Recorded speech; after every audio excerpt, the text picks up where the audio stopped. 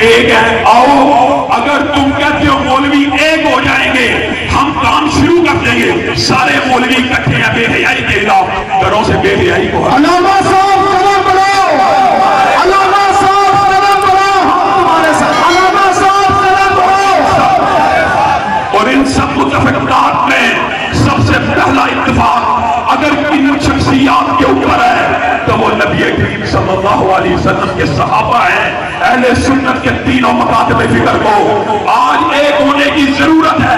وجہ کیا ہے؟ وجہ میرے بھائیوں تم نے یہ سمجھا, تمہیں یہ سمجھایا گیا کہ یہ مسئلہ بنو امیہ اور بنو ہاشم کا ہے. یہ بھی جھوٹ, یہ بھی پروپیگنڈا. ان کو رسول اللہ کے فیصلے قبول نہیں. رسول اللہ نے اپنی ایک بیٹی فاطمہ کو بنو ہاشم میں علی کے ساتھ بیاہا اور باقی تینوں بیٹیاں بنو امیہ میں بیاہی گئی. عثمان کے ساتھ 2 بیاہی گئی, ابو العاص کے ساتھ 1 بیاہی گئی. یہ رشتے داریاں رسول اللہ قائم کر کے گئے. میرے بھائیوں جھگڑا بنو امیہ بنو ہاشم کا نہیں ہے, جھگڑا ابو سفیان و امیر معاویہ اور جدید کا نہیں ہے. جائیے اٹھائیے سوشل میڈیا دیکھیے, اللہ کی قسم کھا کے کہہ رہا ہوں, امیر معاویہ ہو, ابو سفیان ہو, ان کی اولادیں ہو, وہ ابو بکر جتنی متقی بھی بن جائیں ان بدبختوں کی زبان درازی سے نہیں بن سکتے.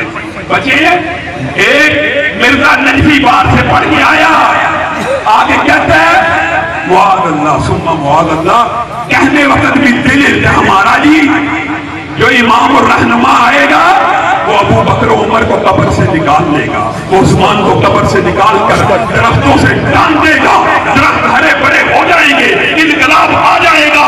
یہ ہے وہ راستی انقلاب جو اس دنیا میں لانا چاہتے ہیں. اور اس کا مقابلہ اہل سنت کے تینوں مسالک کو مل کے کرنا ہوگا, کیونکہ ابو بکر عمر عثمان علی صرف اہل حدیث کے بڑے نہیں, جو بند کے بھی بڑے ہیں, بریلوی کے بھی بڑے ہیں. اور میرے بھائیوں یہ وہ صحابہ ہیں کہ جن کی شان و عظمت اس قدر زیادہ ہے کہ رسول اللہ صلی اللہ علیہ وسلم نے فرمایا اللہ نے آسمان سے دیکھا کائنات کا جو سب سے عمدہ دل تھا اس کا انتخاب کر کے اس کے سر کے اوپر ختم نبوت کے تاج کو رکھ دیا.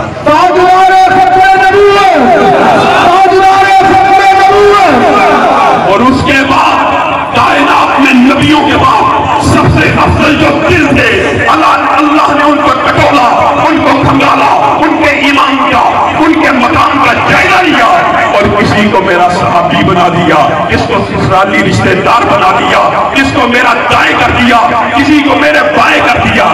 یہ وہ صحابہ ہیں کہ جنہوں نے رسول اللہ کی حالت ایمان میں زیارت کی. یہی شرف ہے.